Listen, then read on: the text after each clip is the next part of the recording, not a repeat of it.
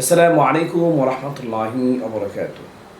প্রিয় দর্শক শ্রোতা ভাই বোনেরা, আপনারা যেখান থেকে আমাদের এই ইউটিউব চ্যানেলটি দেখে উপভোগ করছেন, শুনছেন, সবাইকে এফকিউ চ্যানেল ও মার্কাজুল উলুম ফাতিহা সেন্টার জয়নাবাড়ি হেমায়তপুর সাভার ঢাকার পক্ষ থেকে জানাচ্ছি অসংখ্য শুকরিয়া।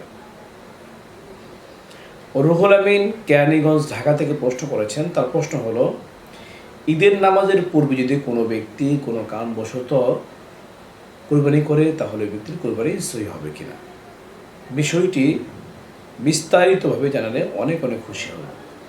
রুহুল আমিনকে এই প্রশ্ন করার জন্য অসংখ্য ধন্যবাদ। তার প্রশ্ন উত্তর হলো, যদি কোনো এলাকায় জুমার নামাজ, ঈদের নামাজ আদায় না হয় তাহলে সেই এলাকায় ঈদের নামাজের পূর্বে কুরবানি করলে কুরবানি সহি হয়ে যাবে।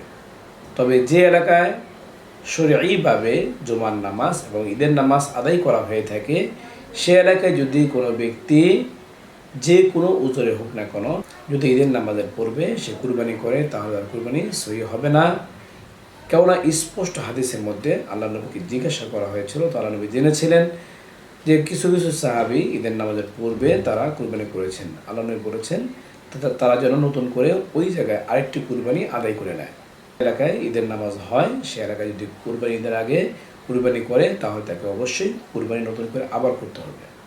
এই জন্য সতর্ক থাকতে হবে এবং তাড়াহুড়ো করা যাবে না, যাতে করে আমাকে নতুন করে যেন আবার কুরবানি করতে না হয়।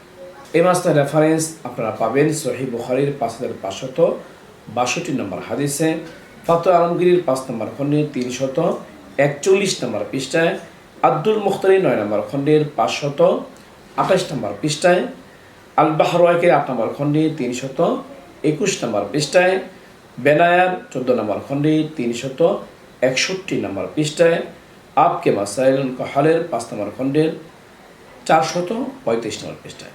যে মাসের মনে করা হলো, রব্বে কারীম আমাদের সবাইকে এই মাসের প্রমাণ করার তৌফিক দান করুন। এরকম গুরুত্বপূর্ণ মাসাইলে কুরবানি সম্পর্কে জানতে চাইলে এখনও যারা আমাদের ইউটিউব চ্যানেলটি সাবস্ক্রাইব করেনি, সাবস্ক্রাইব করে নেবেন। আমাদের ভিডিওটি ভালো লাগলে লাইক ও শেয়ার করবেন। তাছাড়া আপনাদের কোনো প্রশ্ন থাকলে ইউটিউব কমেন্ট বক্সে আপনারা প্রশ্ন করতে পারেন।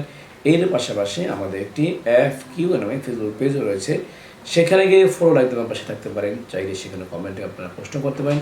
আপনাদের প্রশ্নের উত্তর যথাসময়ে দেওয়ার চেষ্টা করবো। আমা আলাইনা ইলাল বালাগ।